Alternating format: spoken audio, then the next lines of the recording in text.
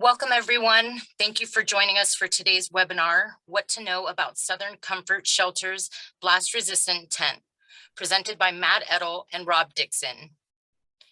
Today's webinar is illustrative of our mission at Baker Risk to manage hazards and risks through high-value service products and research. At Baker Risk, products and research can be summarized in 5 specific areas: incident investigation, loss prevention, testing and research, risk management, and the Baker Risk Learning Center. We invite you to visit our website to learn more about Baker Risk. Now, for today's webinar, I want to go over a few housekeeping items. First, we have posted links to content related to our webinar subject. We invite you to explore Baker Risk published papers, previous webinars, and Baker Risk Training Center courses. Second, we want to respond to your questions following this webinar. We ask that you type questions into the Q&A box in the Zoom control panel, and our presenters will respond to the questions. Finally, at the close of our webinar today, please provide feedback by responding to our survey.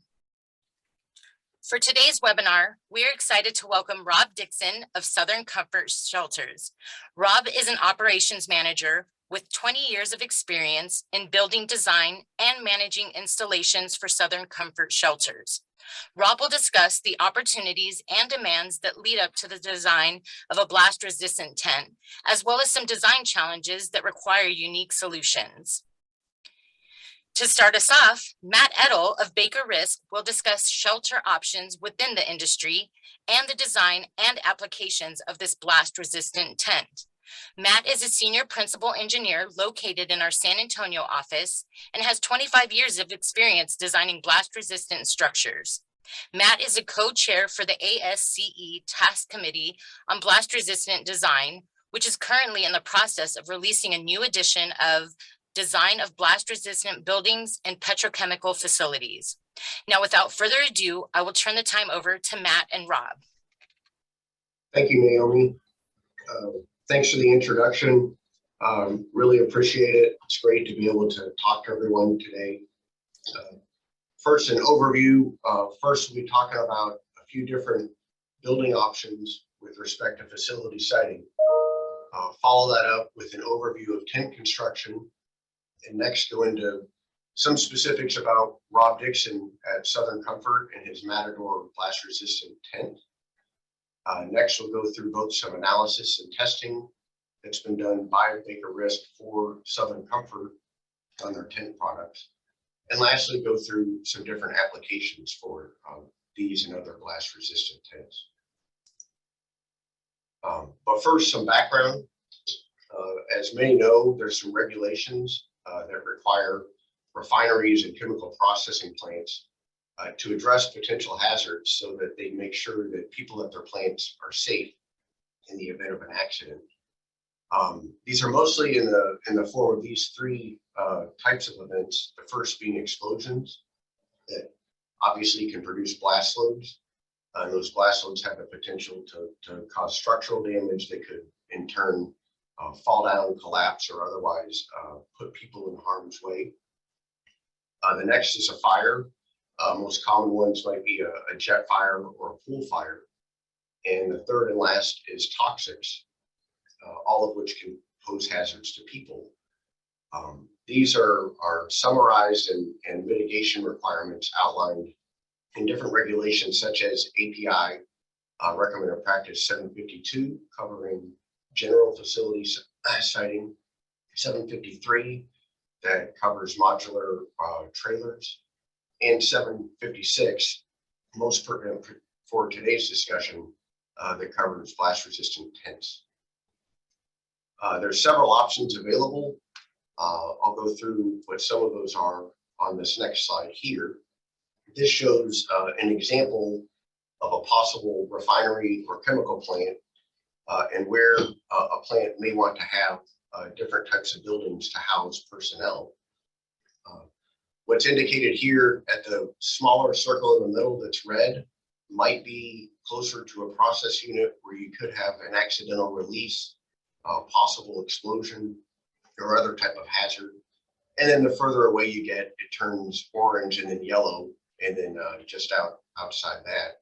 So obviously the most severe hazards tend to be closer in, where you see it in red. These would be characterized by more of your higher fire hazards, like a jet fire, obviously higher blast loads in the event of an explosion. So for those, you would need something fairly robust, like a reinforced concrete type structure, like what Fortress could offer. A little further away, it becomes somewhat less severe.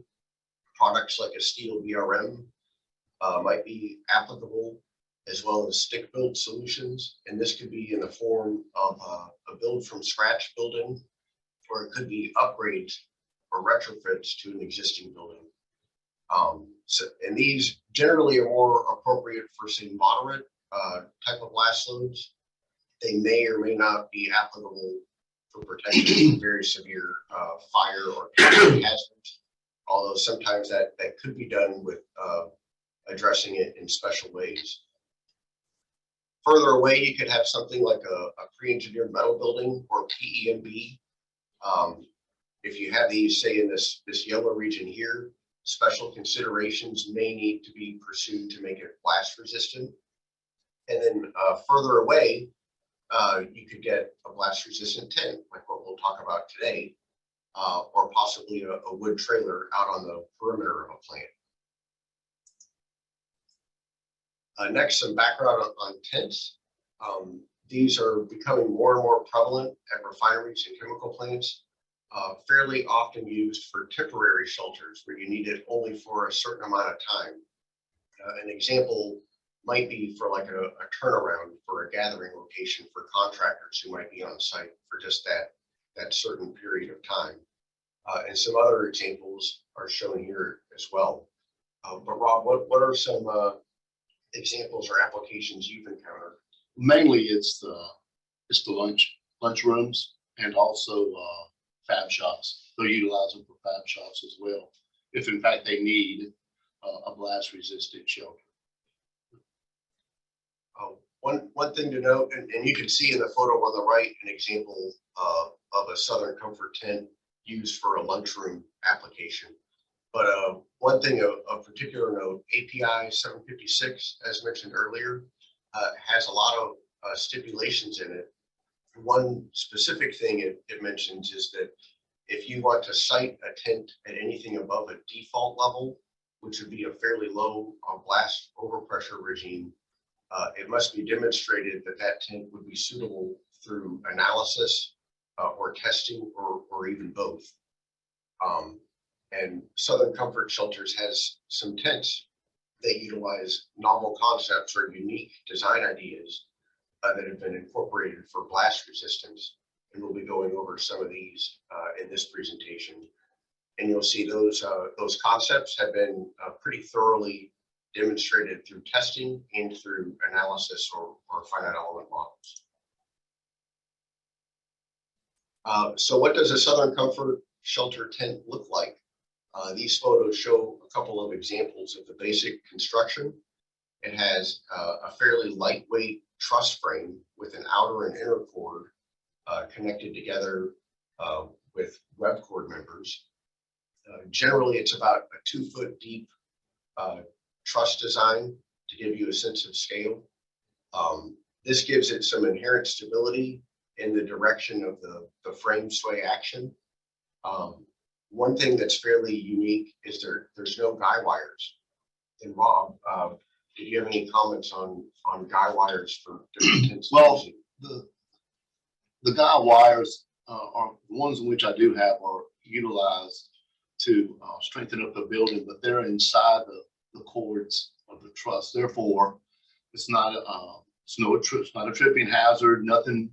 It's not on the outside of the tent. Therefore, I don't need additional footprint for the site.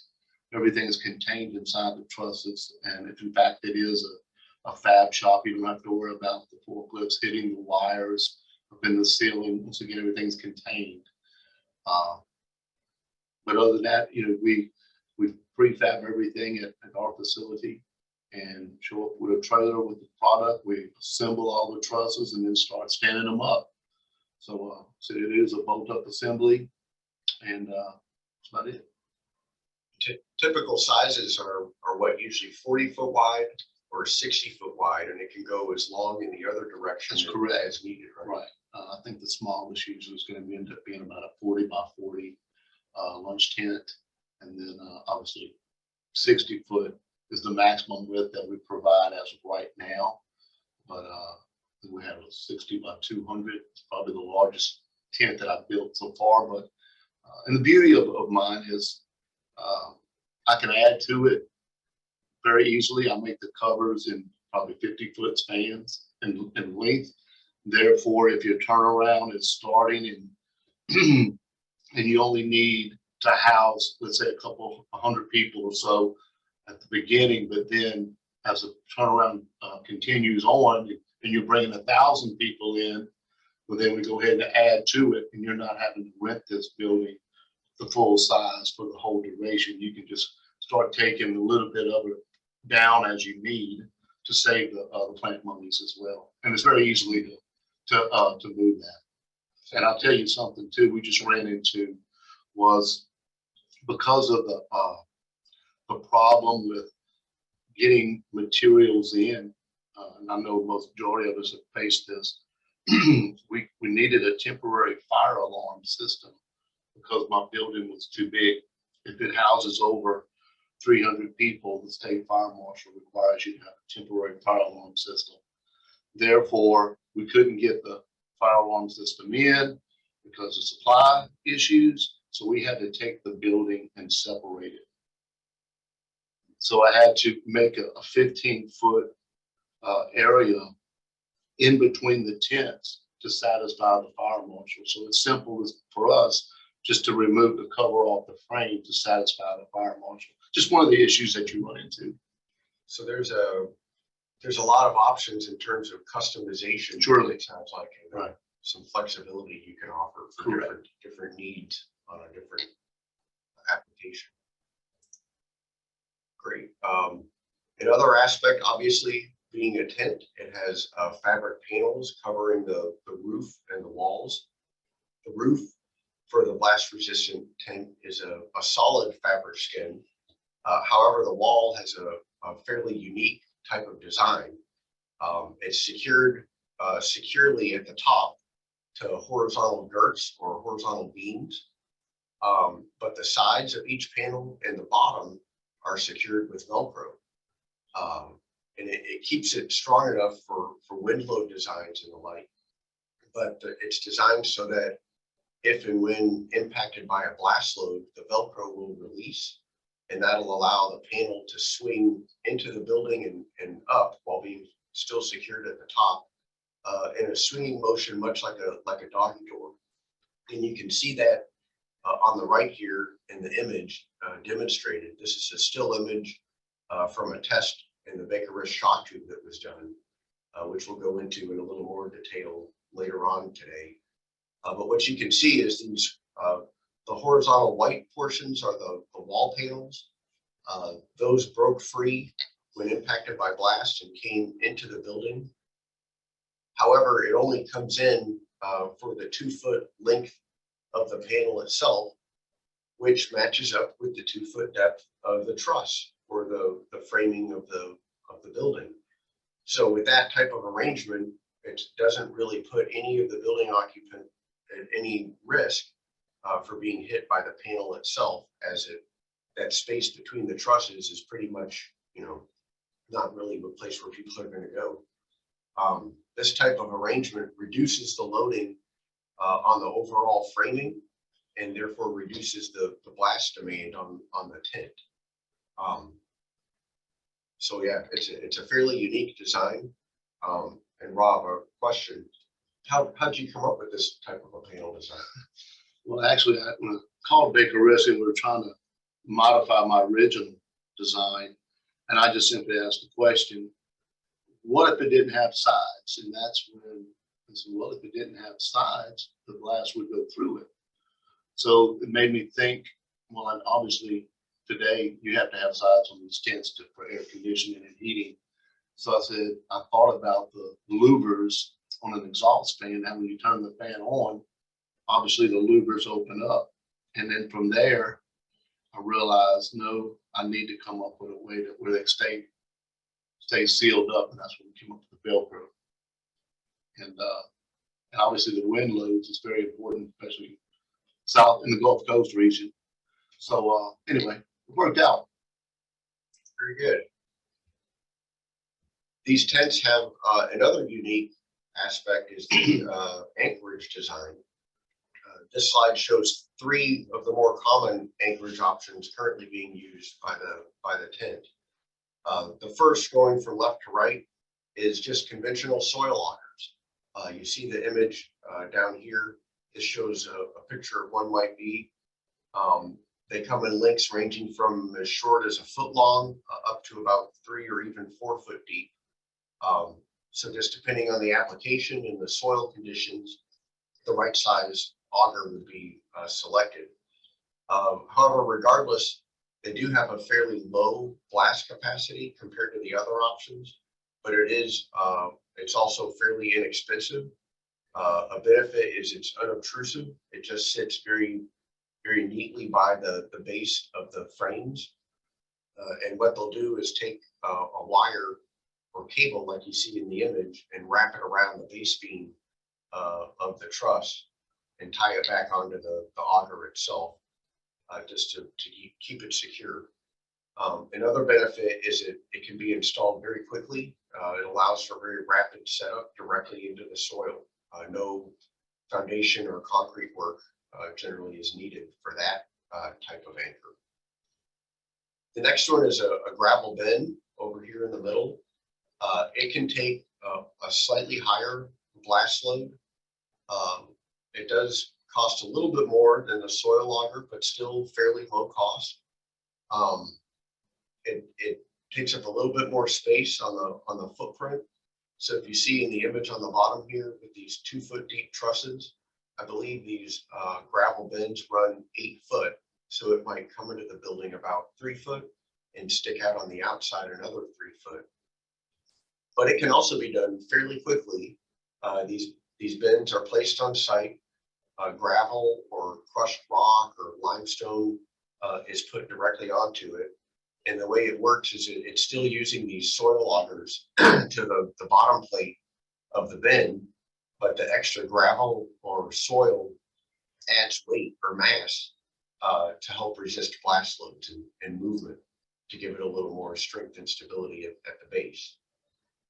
And then the third and last option is a spiral strap. You can see in this photo, it's essentially just a steel plate that's bent and wraps around the base beam of the truss. And this one does require that it's anchored into a reinforced concrete foundation slab. So the cost is a little bit more, but again, it can take quite a bit more blast capacity. It's also fairly unobtrusive. You see in the image here, it's only a matter of a few inches that it might come into the building occupied space from the truss itself. So those are the 3 that are the most common. Perhaps this spiral strap is the most unique. And Rob, what inspired your development of the spiral strap design? Well, realizing that I could not go to Pace Hardware or anywhere and find this strap, we had to be creative. And understanding that the building needed to flex to absorb some of the absorb some of the pressures that come from the blast, and that's how we came up with the strap, and it worked well. And seeing it during the test, it was pretty neat, and knowing that it did exactly what y'all said it was going to do, it was pretty neat. And anyway, it worked out well for us. As mentioned before, the designs have been modeled numerically with finite elements using the LS-DYNA software and the arbitrary Lagrange Eulerian technique, or ALE. You see a couple images here from some of those models that were put together. With ALE, the structure of the tent is modeled, of course, as you see in the image, but also the air particles are modeled. so that you get the interaction between the fluid of the air and the solid structure of the tent. And that's pretty important because you get a fairly significant back pressure and shock wave movement through the skin of the tent itself. But you see each individual panel of the tent is modeled with the Velcro strength capacity along the vertical sides and the bottom of each panel. All four walls and the roof. The image on the right is the same model, just without the fabric skin shown. That lets us see all the framework that's there. And you see each individual truss frame is modeled in the finite element model, both for the frames themselves, in this case going with the 60-foot length, as well as the gable end wall, which also has a similar truss type arrangement.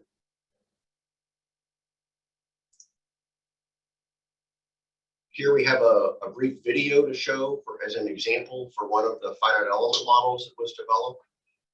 This example had a free field blast load of 5 psi, a free field blast impulse of 150 psi milliseconds, and a blast duration of 60 milliseconds. So I'll just let the video play here.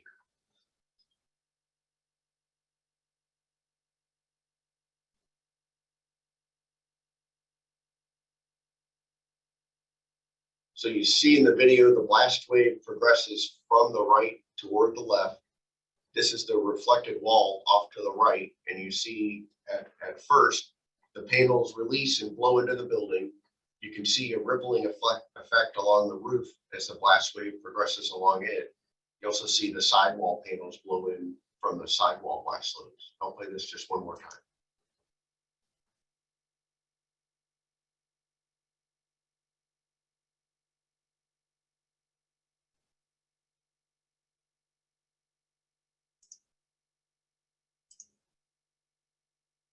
So through the modeling exercise, different data was gathered and observed. Some of the key results that were observed are shown here. First, from a frame sway response, this image on the left shows the truss frame as it reached its peak movement. In this case, the blast load came from the left to the right. You see it generally sways toward the right. Things were measured such as the peak side sway deflection, in this case, a little bit less than 3 foot, showing that it is fairly flexible, which is good. That movement lets it absorb energy through the blast response. Also observed was the peak downward deflection, in this case, a little more than 1.5 feet. In all cases, through the modeling effort, it was ensured that no failures occurred. So in this case, peak plastic strain was observed at 17%, making sure it's within the limits for the material that was used. The image on the right shows not only was the lateral frame sway movement observed, but also the response of those gable end walls. Again, you see those spanning from the ground up to the top, just under that edge roof truss. You show this through different periods in time. Time of 0 is shown in the upper left, and then it progresses to 14 milliseconds. Over here to the right, 30 milliseconds. Now you really see these gable end walls start to move in. And on from there, 50 milliseconds, 74. And finally, at 92 milliseconds, it had the peak lateral deflection, in this case, a little more than 4 feet. The blast wave propagation was also observed with the modeling effort. And some very interesting phenomena were observed through this. I guess as you look through the image, again, these are different periods in time. First, you see at time of 6 milliseconds, you see some reflection off the front wall. In this case, that gravel bin was used, a little bit of reflection off that near the ground. 10 milliseconds, it's really reflecting off that front wall. But you also see, indicated by the green color, that blast wave is progressing through the building and occupied space as well. And that same phenomena occurs later at 18 milliseconds and on down here to 56 milliseconds, where the blast wave reaches the far wall or the back wall. and it actually reflects a little bit off of that and starts to head back again toward the left. And then lastly, in this lower right image, the blast wave has completely passed the tent and continues to move on from there. So some interesting phenomena occurring there with the progression of that blast wave through the building itself. Next, some tests were conducted to help validate the design as well. The first set of tests that will be discussed are on a component level of a mock-up of the wall panel and wall framing assembly. This was done with the Baker wrist shock tube, which is shown in this image. The shock tube consists of three main parts. The first part is the driver section, shown on the left here, which is essentially a pressure vessel. To the right of that is the rupture diaphragm, which is a certain thickness of foil designed so that that foil will fail or tear apart at a certain pressure.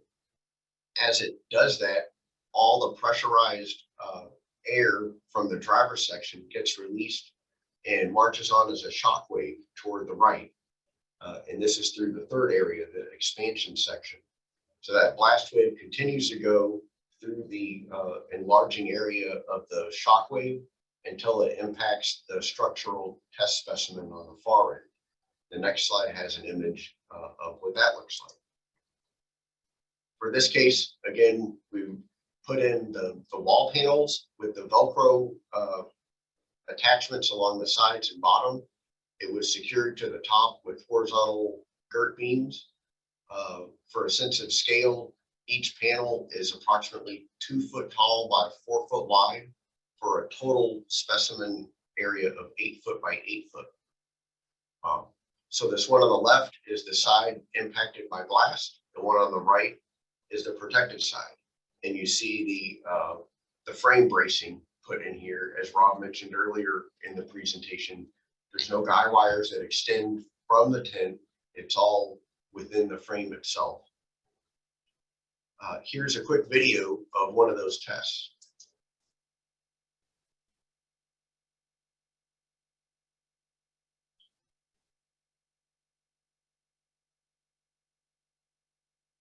So you see the blast obviously coming from the left toward the right. The panels release at the Velcro supports and get blown in. And that really, we have found, reduces the loads that get imparted on the framing of the tent itself. I'll play the test one more time.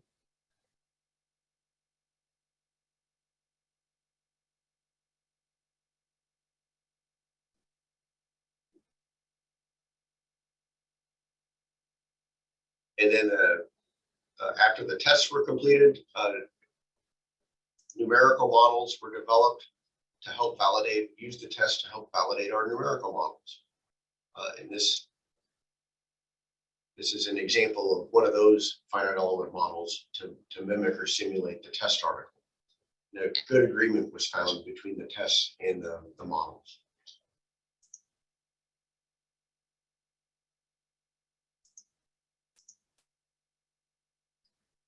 So that's next after the component tests, full-scale tests were done using the deflagration load generator at the Baker wrist test facility just west of San Antonio. You see here in the upper right an image of the deflagration load generator, or a DLG rig. It runs about 48 foot long, 28 foot deep, and 12 foot tall. It's designed so that a hydrocarbon gas gets mixed inside the rig. We put visqueen sheeting along the front just for the purpose of keeping the gas inside the rig, and then it's ignited to form a deflagration blast load, as you can see in the lower image here, where that starts to come out of the rig, in this case toward the right, where we would put the test specimen just in front of it. So for this case, a full-scale tent was used for the test. This one was 40 foot by 40 foot and 20 foot tall to the peak of the arch of the roof. Again, it utilized the breakaway fabric wall panels, and this one was put on an existing reinforced concrete slab foundation. We knew we were going to impart fairly significant blast loads on it. So the stronger spiral strap anchors were used to secure the base of the frames to the foundation. A couple videos here show one of the tests. This example was 1.5 PSI free field peak pressure. It had a blast free field impulse of 47 PSI milliseconds, and the total load duration was 63 milliseconds. I have a later slide that shows the pressure versus time traces that were obtained, but in general, it was a centrally peaked wave shape. This first video in the lower left was taken from a drone. You see the DLG rig to the left, the blast wave progresses to the right and impacts the tent. I'll let the video play here.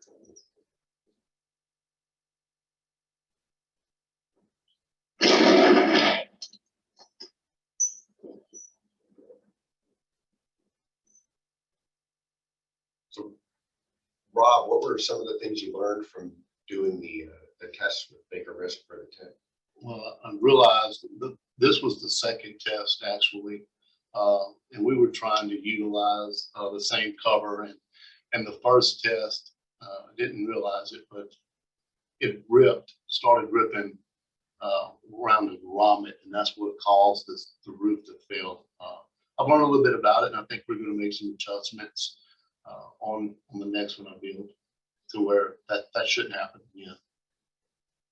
Very good. I'll play this one more time here.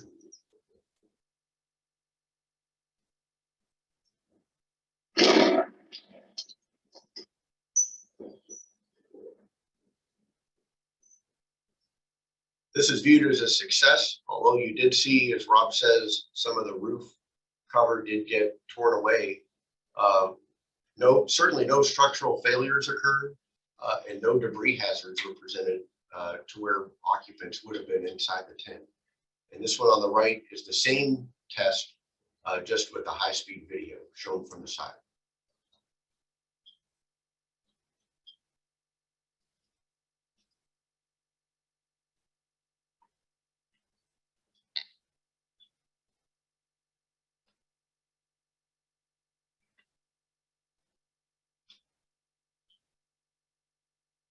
I love the high-speed videos. It slows it down. You can really see a lot of what's going on here, with the front panels blowing in, and then the rippling effect of the sidewall panels as that blast wave progresses down.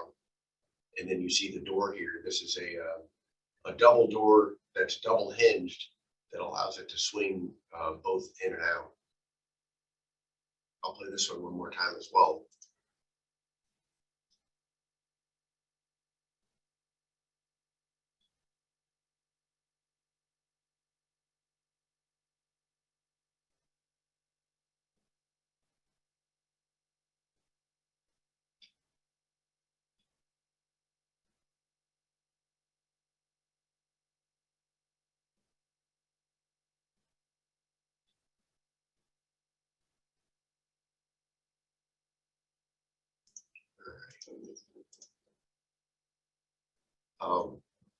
Some of the test results obtained are shown here.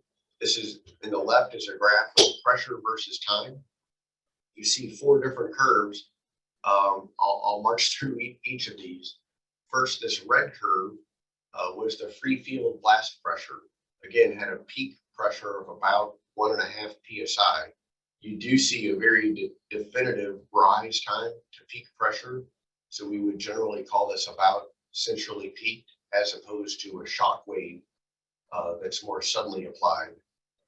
This is more representative of a deflagration. The blue curve you see is a little bit higher. This was essentially the reflected wall. We put a pole freestanding right in front of the tent with the pressure gauge to get this one.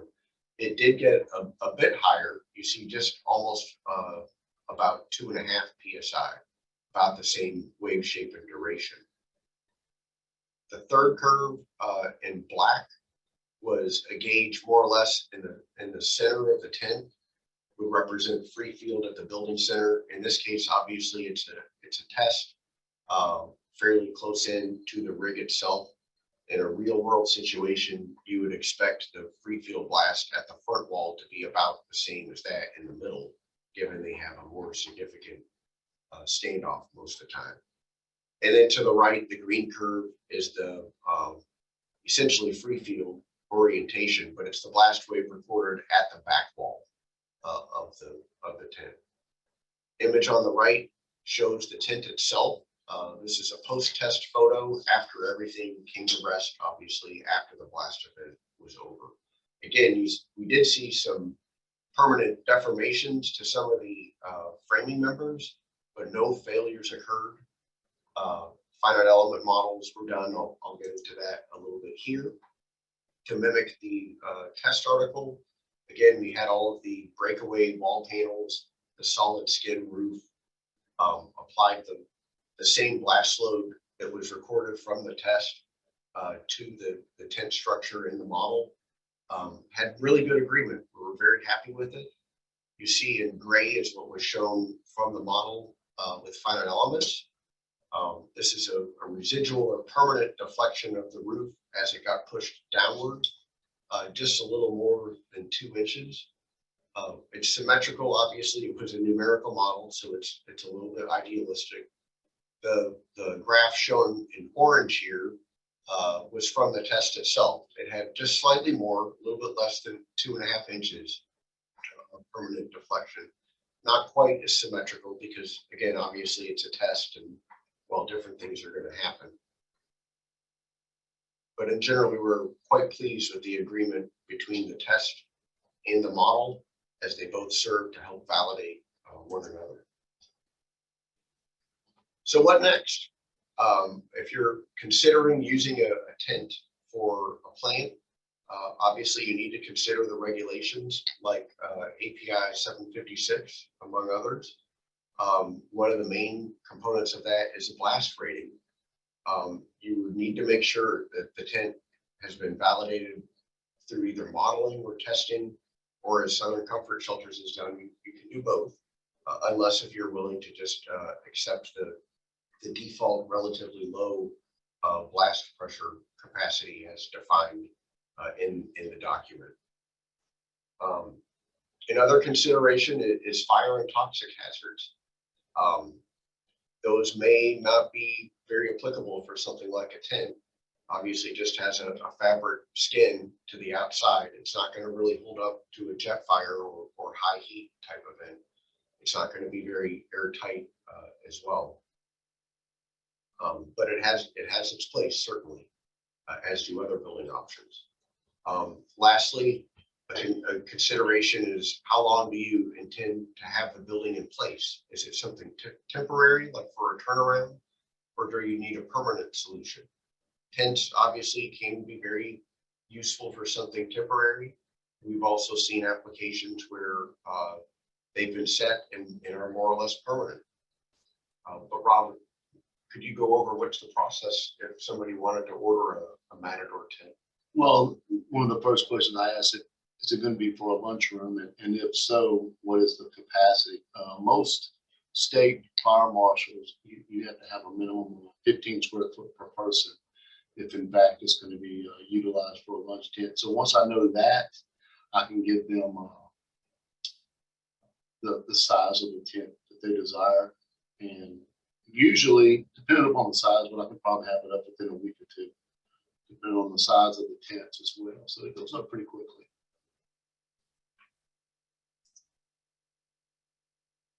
Some concluding or closing thoughts. First, there's some unique design aspects that we went through. They can be applicable for blast protection.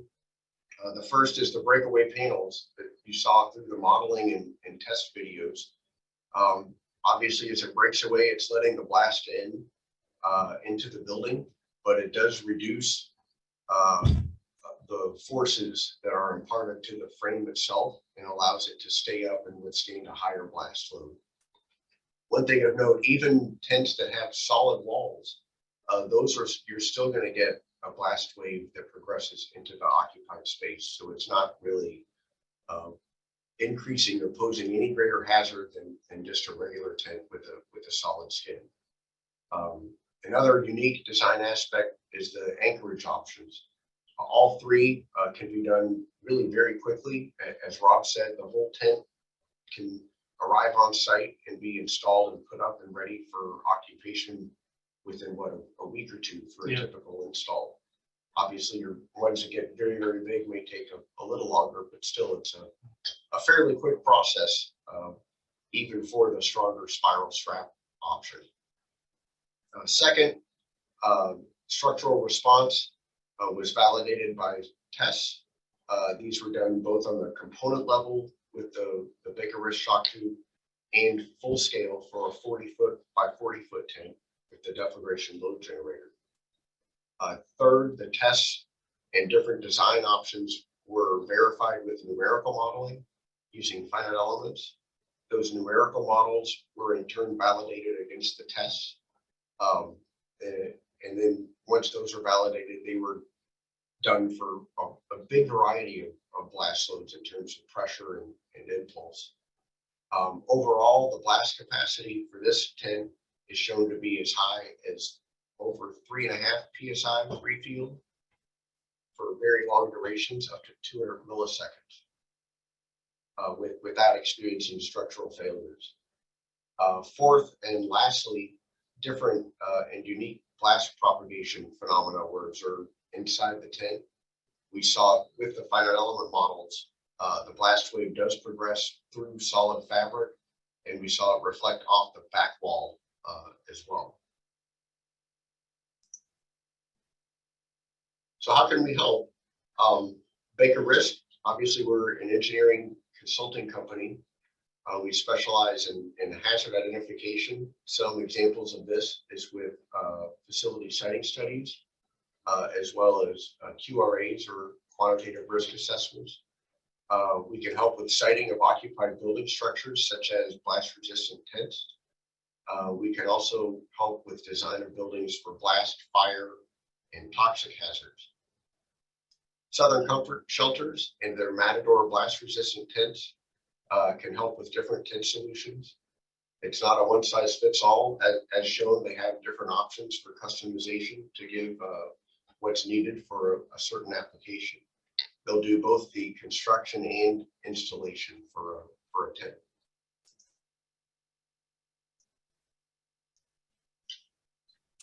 Perfect.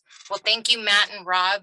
I'm going to go ahead and ask some questions that came up during the presentation. And to those still on, just as a reminder, if you have not already done so, we ask that you type your questions into the Q&A box in your control panel. So first question, gentlemen. Rob, this one's for you. What are some of the obstacles you faced when coming up with your tent design? Oh, figuring out with the blast panels, figuring out how much Velcro was needed to achieve the 90-mile-an-hour wind loads, but at the same time allowing the blast to separate. I tell you, we ended up. I was in my garage and I taken a chainsaw and weighed it for weight, and I started with a foot of Velcro, hook and loop together, and attached to the chainsaw to find out when I could make the hook and loop fail. And I was on the phone with one of the engineers at Baker Risk as I was trying to figure this out. And come to find out, it takes about 2 or 3 inches of hook and loop at about 15 pounds to make it fail. And that's the data that the engineers use to determine the blast panels, how it's going to work. That was one of the obstacles. And another obstacle for me was the doors. During COVID, we'd always use freezer strip doors, and it's very inexpensive, but it worked. And then when COVID came, we had to come up with another option, because every time you walk through a freezer strip, your whole body's touching it. So my client said, Rob, we got to come up with another way, and that's how we came up with the double action hinges for the doors. I think it worked out well. Obviously, you saw in the video. That was another challenge in it. And I think it was Matt, you were the one involved in helping design that one. But we were able to get it built, and it worked out well for us. Perfect. Thank you for that. We have another question asking if your products are offered in Canada. Yes, we can ship them there. Yes. Great. Another question was, where can you find the fire code requirement for occupancy versus the fire detection system? The state fire marshal, depends on what state you're in. They have different rules on that. Thank you for that. Also, what is the pressure differential inside the tent versus outside? It's very comparable. I can go back a few slides here if you bear with me. Let's see, how can I do this here?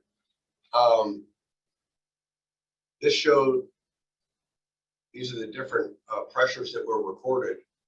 It was more or less very similar. It was perhaps slightly higher just above the roof. For these tests that were done, we had pressure gauges arranged on the ground in a grid, 3 across and 3 deep for a total of 9.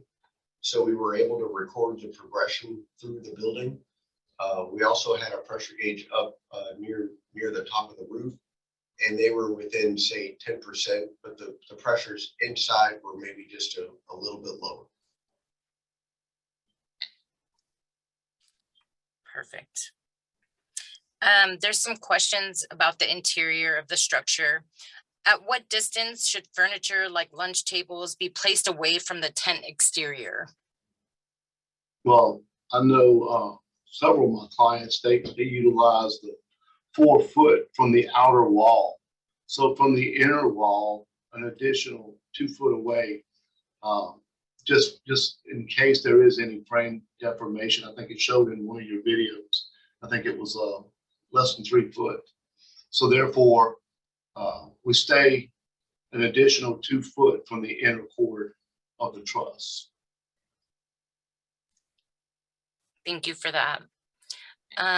Does Baker Risk offer certification of current buildings with reinforcements, but maybe not good enough for an explosion? For this case, is one boiler near an office building. The building would have local mandatory legislation, but not sure if that's good enough. Can you answer that, Matt? Yeah, Baker Risk does have experience in looking at structural response to blast. We'll look at existing buildings, usually through available drawings and site observations. We can make models to look at how it would respond to blast and give results in terms of what blast it might be able to take now. If it's not sufficient for what would be needed based on a siting study or QRA, we could go through and design upgrades or structural retrofits to strengthen buildings as well. Thank you. And it looks like we have enough time for one more question. And that's going to be the building is able to move and flex to survive a blast. They're wondering what modeling has been done to determine potential impacts on any occupants when the side panels open, and what level of overpressure is the interior exposed to? So for the wall panels, that's a good question. It does swing in about 2 feet because the panel itself is 2 feet tall. So if it extends horizontal, it would come in 2 feet. However, the truss framing of the tent also is 2 feet. So really those panels would never extend past the inside cord of the truss framing. So therefore we wouldn't really expect any building occupants to be directly impacted by those panels as they sweep in. But to answer your question, no direct modeling or assessment in terms of injury to people has been done. But again, that's because it's not something that would really be anticipated. Great. Thank you, gentlemen. I think the second part of that question Yeah. was about the overpressure inside, and again, that more or less would be about the same as the free field blast overpressure out in the open. Perfect. Well, we thank you, everyone. And we know there are additional questions, and we'll get those to Matt and Rob to answer you directly.